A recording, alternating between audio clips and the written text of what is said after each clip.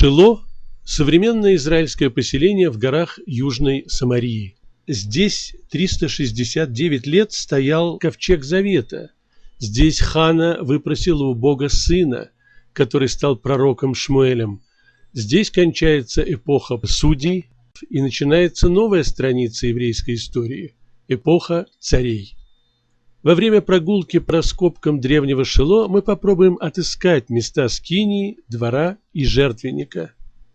Сегодня тут национальный парк Израиля, где можно посмотреть кино и увидеть макет скинии. Она отличается от той, что сопровождала еврейский народ в пустыне. Стены скинии были каменные, а крыша по-прежнему временная. Ее размеры были почти такие же, как в пустыне. Жертвенник размещался перед входом с востока. Двор был 50 на 25 метров. При продвижении вглубь города бросается в глаза, что холм древнего Шило ниже, чем все окружающие горы. Это напоминает Иерусалим, где древний Сион ниже, чем все горы вокруг.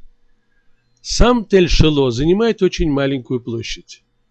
В Иерусалиме есть храмовую жертву можно было в пределах городской стены, а в Шило – с мест, откуда видна скиния. Можно представить себе ночь Седер-Песах, когда все склоны, вплоть до вершин гор, освещаются еврейскими кострами, воздух пропитан запахом жареного мяса, и сотни тысяч голосов поют пасхальные песни о исходе из Египта. Археологи обнаружили, что все склоны ближайших гор усыпаны разбитой керамикой и остатками костей кошерных животных. Все эти отходы еврейских праздников пропадают, если перевалить за вершину горы и оказаться на месте, с которого не была видна скиния. Кстати, по вершинам ближайших гор проходит каменная ограда, отделяющая район святости от остальной части горы. Пройдем вперед к раскопанным стенам города. Остатки мощной широкой стены, построенной из грубых неотесанных камней, видны и сегодня. А рядом, уже внутри первой линии городской стены, есть еще дополнительная стена. В пустотах между двумя мощными стенами археологи нашли целые склады разбитых кувшинов. Видимо, внутри стен была городская кладовая на случай длительной осады города. В Иерусалиме народ поднимался в храм по широкой лестнице со стороны города Давида.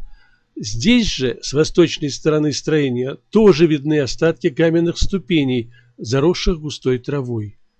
После подъема паломники попадали в восточный двор, место молитвы и народных собраний, Эзрат Нашим.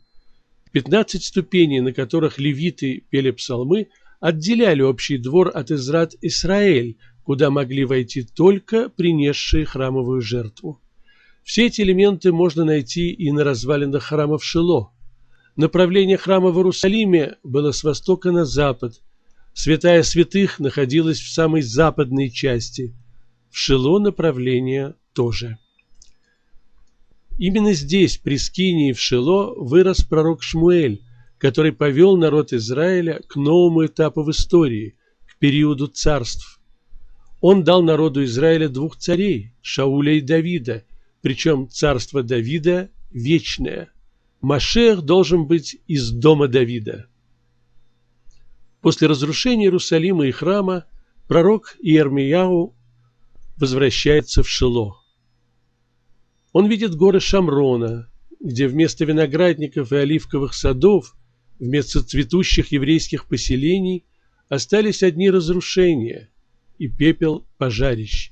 Иермияу обещает: еще будут отстроены на горах Самарии еврейские поселки, и вырастут виноградники.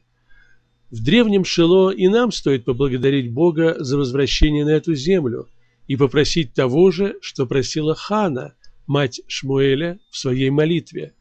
Машиаха бен Давида. Он обещан здесь.